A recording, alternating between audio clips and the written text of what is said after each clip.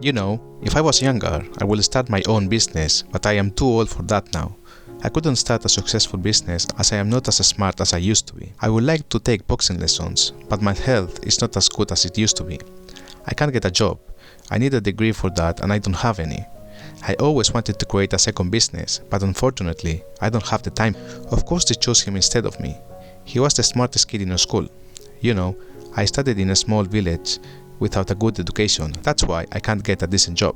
I am sure you heard a lot of times these phrases. You know what they are? Excuses. They are excuses that we tell to ourselves to make us feel better of not accomplishing certain things in life or why we are not successful. We say these things so that we don't feel bad about ourselves, but these excuses are very harmful for us, and in this video I'm going to explain on how you can free yourself from these excuses, and also I'll talk about 2 extra lessons. The first one will be about thinking big, and the second one about creative thinking. The 3 lessons come from the book called The Magic of Thinking Big. Let's start with excuses. I was born in a little town and I lived there for 18 years. While I was in high school, we had a neighbor that was on his middle age and was constantly telling us stories about his years at the university, and he told us how he became the best student in his faculty. He also talked with big pride about his friends and how they are now in big positions in Moscow. One day, I asked him how is that he ended up in this little town with a low-wage job if he was so successful at university. After asking that, he remained in silence for a moment, and then he said that in reality, his dream was to go to Moscow, but he got married and had kids. That's why he couldn't be as successful as his friends. In other words, he said that the reason for having success was because of his kids and marriage. It would seem like he sacrificed his career for his family, but after reading the book The Magic of Thinking Big, I understood that this man was only using his family as an excuse to justify his failure. The author of the book says that the more successful a person is, less excuses they use. It's always the people that don't achieve anything in life, the ones that are always creating excuses. If you want something, you'll find it. If not, you'll find an excuse for it. It's that simple. You'll earn some sympathy from your friends, but you won't gain respect if the only thing you do all the time is complaining. The positive and negative thoughts are reinforced when they are repeated constantly over and over again, and once you convince yourself with an excuse, your brain shuts down and you won't even look for alternative ways to reach the goal. A very common excuse is thinking that you are not smart enough or you are not prepared enough for something. This is very common, and the majority of people around us have similar excuses. Here are 3 ways on how to deal with this bad habit. First of all, remember that your attitude is much more important than how smart you are. The author talks about a friend of his who was missing an arm. However, he became a great golfer. When the author asked how he accomplished such a feat, the response of that man was that with the right attitude and one hand, you can accomplish more than with 2 arms and the wrong attitude. I'm going to repeat it. With the right attitude and one hand, you can accomplish more than with 2 arms and the wrong attitude. Imagine that you are the manager and you have 2 accountants working in your company. The first accountant has many years of experience and actually does his job really well. The second one is fairly inexperienced and new to the company, but he voluntarily helps other colleagues when he has finished his task early.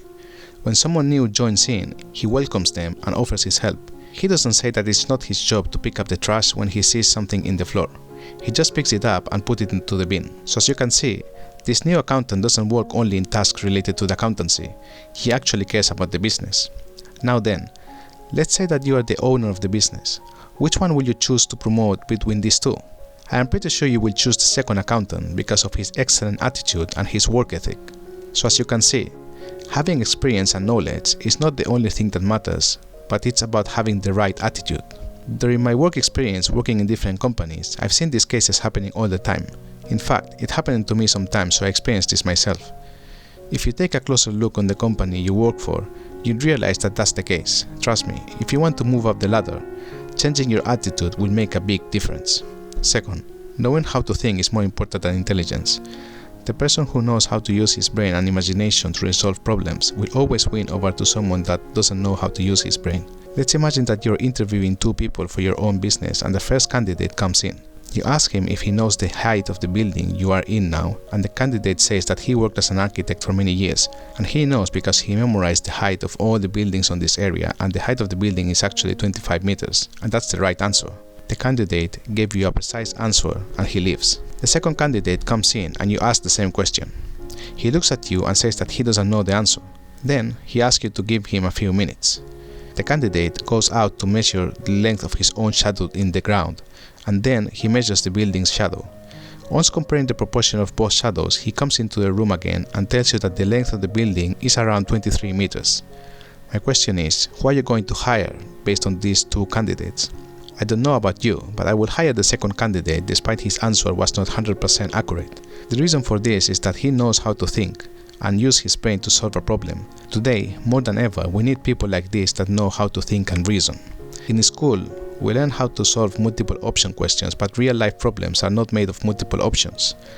The options are not defined, and the solution is somewhere, and they require innovative thinking. We are used to problems that have multiple options, that even when you ask a friend about which restaurant to go for lunch, instead of thinking of something, he looks at you and asks you about the options. Therefore, remember that being able to think is much more important than the capacity of memorizing stuff. It's possible that you won't have a perfect score in the exam, but I'm pretty sure you'll have a unique way of thinking, so don't underestimate yourself. Third and last, never underestimate your own intelligence and never overestimate other people's intelligence. Value yourself and look at the resources you have at hand. Discover your talent. Another common excuse is age. It doesn't matter in which part of life we are, we will always find time to use the excuse of age, or will listen to someone complaining about how they are too old to do something. This excuse has closed the door to a lot of real opportunities to thousands of people that think that they are too old or too young, so they don't bother to even try. For instance, let's say that you are 40 years old and you want to start your own business, but you think that you are too old for that and that's why you won't try. Before abandoning the idea, let me ask you a few questions. If I asked you what's the average age where we start to generally be productive in life, you'd probably say that around 20s, right? You'll agree that this is the age where the most of us start working and produce something. Okay, let me ask you another question. What's the average age when the productive life of a person ends? You'll probably say something like around 70 years. There are a lot of people that are productive even after 70, but let's say 70. According to your answers, we can say that in total we have 50 years to be productive, which comes from 70 minus 20, equal to 50. So if you have 40 years now, that means that you only spent 20 years and you still have 30 years more to be productive. You didn't even reach half of your productive life and you are telling me that you are too old to try new things? You might not trust me, but at least trust the numbers. Lesson number 2, how to think big. Most people are not even capable of thinking big and won't even allow their mind to think on big ideas like having millions of euros in the bank account. Please, do not misunderstand me. I'm not saying that just by thinking big everything will change. Not thinking big is just the first step. After thinking big, you have to work really hard. You have to do stuff that other people won't. You have to fail a lot of times and get up again. You have to read and learn a lot, work in a smart way. There are hundreds of steps you have to follow after thinking big. Thinking big is just the first step, and if you can't start with this first step, then I'm afraid you won't be successful. When I was at uni, most of my classmates' goals were to obtain a degree and work for a good company or a bank. On the other hand, a few of them wouldn't want to work for a good company, but instead create a good company. Many years later, I look back in the past and I see both groups are moving forward with their goals. If your goal is to obtain a degree and work for a good company, then you're establishing a short milestone. It's like saying that you'll go to the gym every day just to do 20 push-ups. When it comes to people's successes, you can't measure them based on kilograms, university degrees, or family. It's measured by the size of their thinking. The biggest human weakness is self-deprecation. If your friend Sam has the goal of earning millions of dollars, but you think that's impossible, why would Sam accept you as a partner for his new line of business? If you think that you don't deserve this beautiful girl, why would she think that you deserve her? If you are 20 years old and you apply to work for my company and my goal is to hire you and make you promote so that you can take after one of the business branches in the future, but during the interview the only thing you ask for is about the holiday stays, the pension plans, benefits, etc., why would I hire you? The last advice on thinking big is about discussions and daily problems. If you want to avoid 90% of the discussions with your partner or in work, when there's a conflict, ask yourself this question: is this something that an important person like me will discuss and waste their time on it? You'll avoid a lot of nonsense discussion and you won't lose your time again. Lesson number 3, how to think in a creative way. Creative thinking is not something that is only used by artists, musicians, and scientists. Creative thinking is simply finding new and better ways of doing things. For instance, a student finds a new way to manage the classes and at the same time creates a business in parallel. An employee finds a way to save 20 weekly hours for her business. A salesman finds a better strategy to sell, etc. The author says that the first step in order to start being creative in something is to believe that it can be done. When you believe that something can be done, your mind will try to find ways of doing it. When you think that something is impossible, your mind will try to prove that impossibility.